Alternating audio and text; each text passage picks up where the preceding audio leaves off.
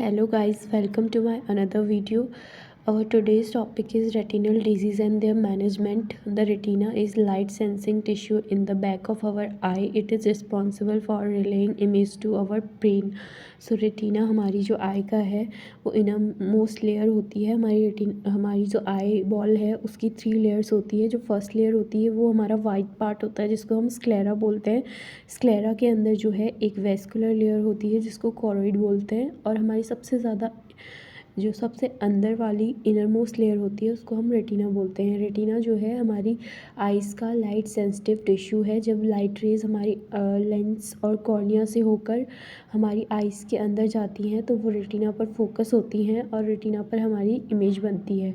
तो रेटिना हमारा light sensitive tissue होता है in the back of our eye, और ये जो हमारी इमेज बनती है उसको ब्रेन तक पहुंचाता है सिग्नल्स के through. Types of retinal diseases. अब हम पढ़ेंगे रेटिना के डिजीज़ के बारे में. तो फर्स्ट है मैक्यूलर डिजेनरेशन.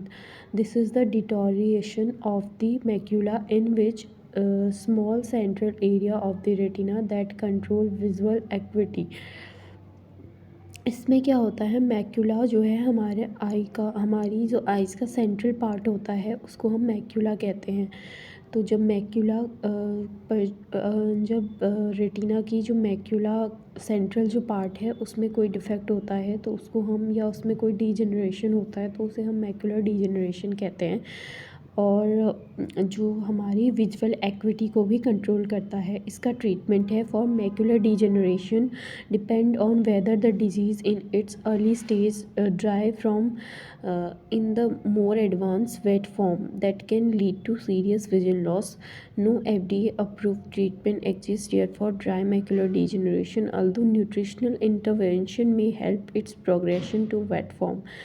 तो मैक्यूलर डिजेनरेशन 2 टाइप का होता है. एक तो होता है ड्राई और एक होता है वेट.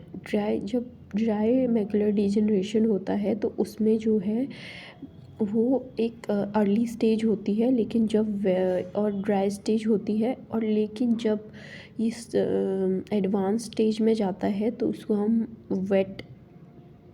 इसका हम वेट बोलते हैं, जिसमें जो है रेटिना पे ब्लड आ जाता है. और उसके बाद इसमें हम न्यूट्रिशनल इंटरवेंशन करके अपने न्यूट्रिशन अपनी एक हेल्दी लाइफस्टाइल को अपनाकर हम जो है इसके प्रोग्रेशन को रोक सकते हैं ड्राई फॉर्म के वेट फॉर्म में कन्वर्ट होने को. और उसके बाद है macular degeneration is diagnosed as dry non vascular और wet new vascular refers to growth of new blood vessels in area. तो क्या है, मैक्यूलर डिजेनरेशन में जो है जो एबनॉर्मल ब्लड वेसल्स हैं वो ग्रो करने लगती हैं on the retina, on the macula of the retina. For wait AMD treatment aimed to stopping abnormal blood vessel growth include FDA approved drugs called Lucentis, Macugen, etc. So these are the drugs which are used to treat age related macular degeneration. Now we will talk about the treatment VEGF injection, vascular endothelial growth factor injection, and the multivitamins tablets. So these are the treatment of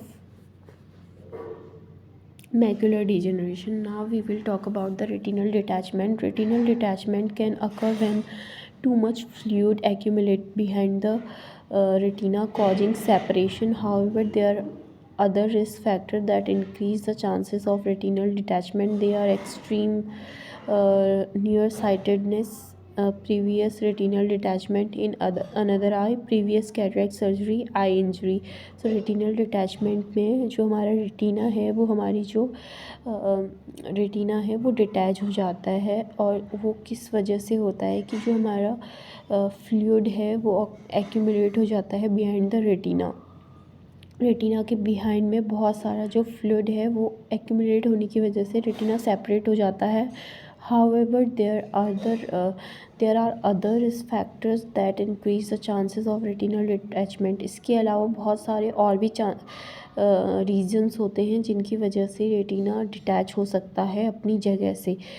extreme near sightedness यानी बहुत ज़्यादा हमें निकट दृष्टि दोष यानी near sightedness को बोलते हैं हम निकट दृष्टि दोष। Previous retinal detachment in another eye, अगर हमारी हिस्ट्री में जो है प्रीवियस रेटिनल डिटैचमेंट की हिस्ट्री अगर किसी पेशेंट की, तो हो सकता है कि उसकी जो गुड आई है उसमें भी रेटिनल डिटैचमेंट हो जाए। और प्रीवियस कैटरेक्ट सर्जरी और आई इंजरी भी कॉज है रेटिनल डिटैचमेंट की। Retinitis pigmentosa genetic disorder that can cause vision loss gradually declines as rods and cones die.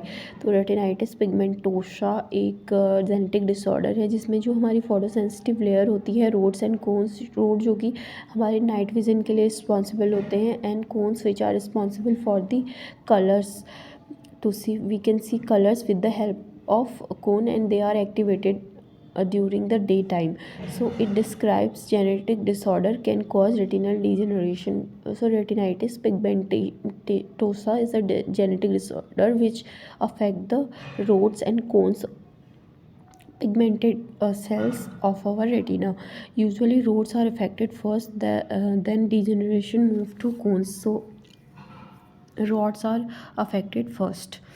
One of the early symptoms is night blindness, but some people experience central vision loss or color blindness. Management: there is no known cure or treatment of retinitis pigmentosa. Management of laser photocoagulation.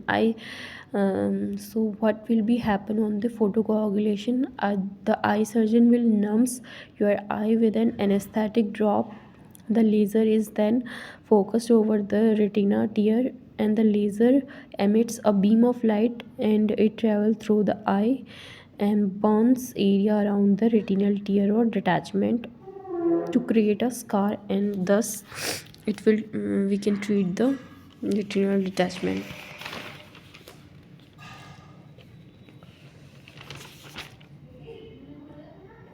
So this was all about the disease of retina. Thanks for watching my video.